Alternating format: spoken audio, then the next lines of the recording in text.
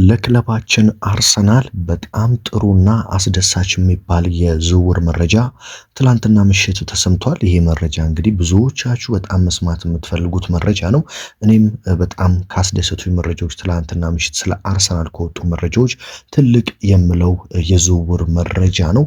በተለይ ይሄ የማርቲኔሊና የትሮሳርድ ቦታ በደንብ በአግባቡ ሊሸፈን ችግራችን ሊቀረፍ ከጫፍ የደረስንበት ዓመት ይመስለኛል። የዝውውር የሚሳካ ከሆነ በተጨማሪ እንግዲህ በርካታ የዝውውር መረጃዎች አሉ ስለ ሞርጋን ሮጀርስ፣ እንደዚሁም ደግሞ ስለ ሌስተር ሲቲ ከሌስተር ሲቲ ስለምናስፈርመው ሞንጋ ስለተባለው ተጫዋች፣ እንደዚሁም ደግሞ የሊያንድሮ ትሮሳርድ ፈላጊዎች ትላንትና ምሽት ለአርሰናል ጥያቄ ማቅረብ ጀምረዋል።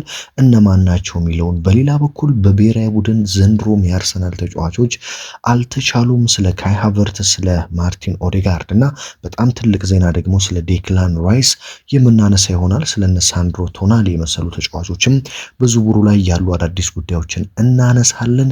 በተለይ የመድፉ የአርሰናል ደጋፊ ከሆናችሁ ይህንን ቻናል መቀላቀል አለባችሁ። በየቀኑ የአርሰናልን መረጃ የተመለከቱ ጣፋጭና ወሳኝ መረጃዎች በአማረ መልኩ ወደ እናንተ ይደርሳሉ። መጨረሻ ላይም የሌሎች ቡድኖችን መረጃ እናነሳለን። ስለዚህ ሰብስክራይብ ማድረጋችሁን አትርሱ። ቪዲዮ ደግሞ ለበርካቶች እንዲደርስ ላይክ በማድረግ እንድትጀምሩ በአክብሮት እየጋበዝኩ አብርሃም ፍቅሬ ነኝ። በያላችሁበት ሰላም እየተመኘው በቀጥታ ወደ መረጃዎች ሁሉ ሰዳችሁ። እንግዲህ መረጃዎችን የምጀምረው ለኛ ለመድፉ አርሰናል ደጋፊዎች ጥሩ ከሚባለው መረጃ ነው። ምክንያቱም ትላንትና ምሽት ትልልቅ የሚባሉ የዝውውር ታማኝ የሚባሉ ዘጋቢዎች እነ አሌክስ ክሩክን ጨምሮ በኋላ ላይም እነ ፍሎሪያን ፕሊተንበርግ፣ እነ ፋብሪዚዮ ሮማኖ፣ እነ ዴቪድ ኦርንስቲንን በተከታታይ ባጋሩት መረጃ መሰረት መድፈኞቹ አርሰናሎች በዚህ ክረምት እንግዲህ በጣም ትልቅ ከሚባሉት እቅዶቻቸው የማርቲኔሊና የትሮሳርድ ስፍራን መሸፈን ነው።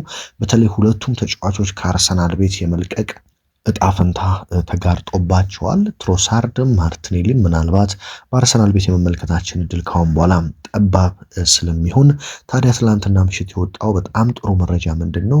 አርሰናል ከአስቶን ቪላ ጋር የመጀመሪያ የተሳካ ድርድርና ስለ ዝውውሩ ንግግር አድርጓል። ትላንትና ምሽት እንግዲህ አርቴታ በጣም የሚያደንቀው ተጫዋች እንደሆነ ይታወቃል። የአስቶን ቪላው ተጫዋች ሞርጋን ሮጀርስ ባለፈው ዓመት ራሱ ወደ አርሰናል ለማምጣት ትልቅ ሙከራ ተደርጎ በስተመጨረሻ አካባቢ ነው በአንዳንድ የዋጋ ጉዳዮች ባለመስማማታቸው አርሰናሎች የተዉት እንጂ ሞርጋን ሮጀርስ ባለፈው ዓመትም ጭምር በአርቴታ እቅድ ስር ነበረ። በአርቴታ በጣም የሚወደድ ተጫዋች ነው።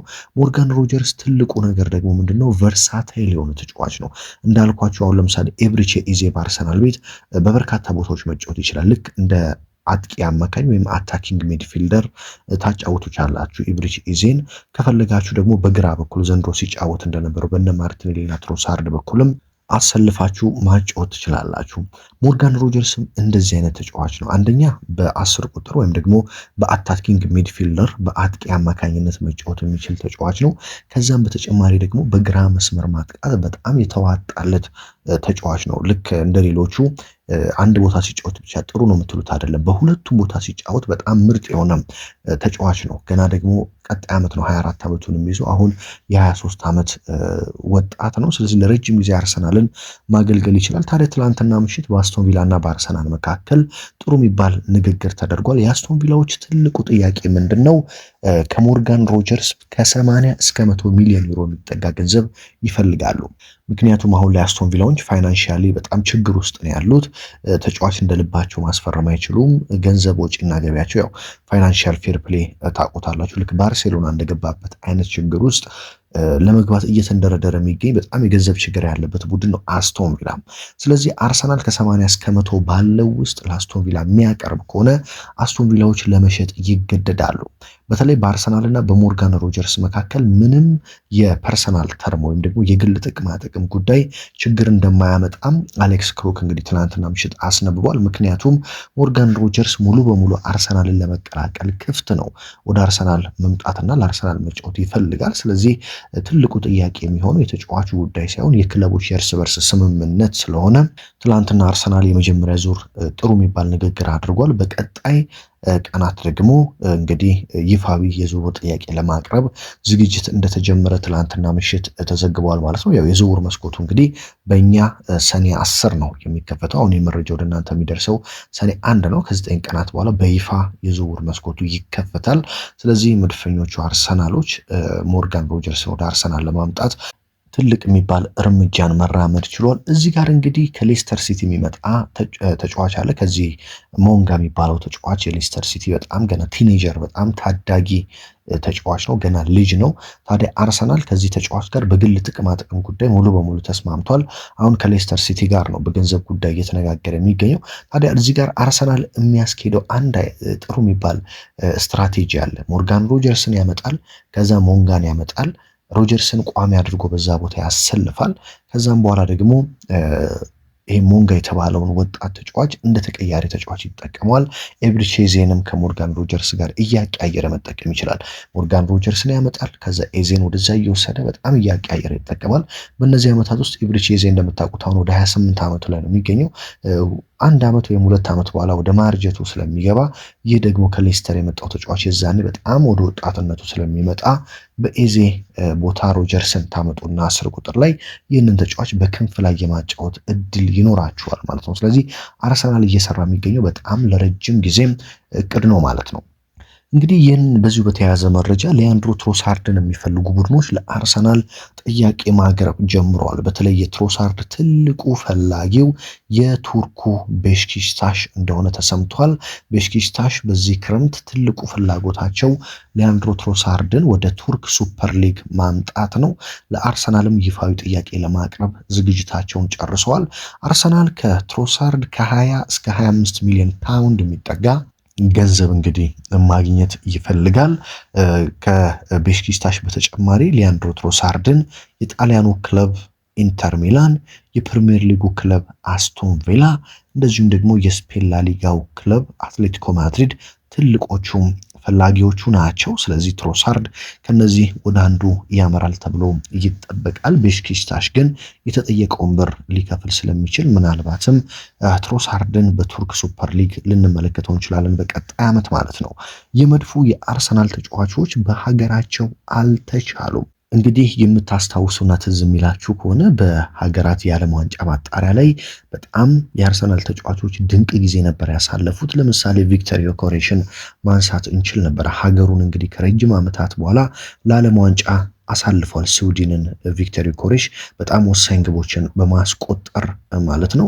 ታዲያ ትላንትናና ከትላንት በስቲያ በተደረጉ የወዳጅነት ጨዋታዎች ያው ሐሙስ ነው የዓለም ዋንጫ የሚጀምረው። አሁን በአሜሪካ የተለያዩ የወዳጅነት ጨዋታዎች እየተደረጉ ይገኛሉ። ካይ ሃቨርት እንግዲህ ለጀርመን ግብ ማስቆጠርም አሲስት ማድረግም ችሏል። ካይ ሃቨርት በነገራችን ላይ እጅግ በጣም ከምወዳቸው የአርሰናል ተጫዋቾች አንዱ ነው። ብዙዎች ካይ ሃቨርትን ሲተቹት ብሰማም ካይ ሃቨርት ግን በጣም ትልቅና ምርጥ ተጫዋች ነው። ዘንድሮ አርሰናል ዋንጫ እንዲበላ እንኳን ትልልቅ ነገሮችን አድርጓል። በፕሪሚየር ሊጉ እንደ በርንሌ ያሉ ቡድኖች ላይ ያስቆጠራቸው ግቦች፣ እንደዚሁም አርሰናል ሻምፒዮንስ ሊጉን ቢያሳካ ኖሮ በሻምፒዮንስ ሊጉ ላይ እጅግ ምርጥ ግብ ፓሪስ ሴን ጀርሜን ላይ ጭምር ማስቆጠር የቻለ ተጫዋች ነው እና በሀገሩም እንግዲህ አሲስትና ግብ ማስቆጠር ችሏል። ሌላኛው ደግሞ ኖርዌይን እንግዲህ ለዓለም ዋንጫው ከነ ኤርሊንግ ብራውት ሃላንድ ጋር በመሆን እየመራ የሚገኘው ማርቲን ኦዴጋርድ ትላንትና ምሽት ከሞሮኮ ጋር በነበረው የወዳጅነት ጨዋታ ሞሮኮ በብራሂም ዲያስ ግብ ስትመራ ነበር ኖርዌይን። ታዲያ በመጨረሻ ደቂቃ ከመሸነፍ ያተረፈቻትን ግብ በአቻነት ጨዋታው እንዲጠናቀቅ አንዳች ያደረገው ማርቲን ኦዴጋርድ ነው ግብ ማስቆጠር። ስለዚህ የአርሰናል ተጫዋቾች ምናልባት እንግዲህ ያው ጥሩነቱ እንዳለፉት ዓመታት ክረምቱን ሙሉ ሳንመለከታቸው አንቀርም። ምክንያቱም የዓለም ዋንጫው ላይ በደንብ እንመለከታቸዋለን። አሁን ደግሞ እንዳልኳችሁ በጣም ጥሩ አቋም ላይ ስለሚገኙ ምርጦቹን የአርሰናል ተጫዋቾች እንመለከታቸዋለን።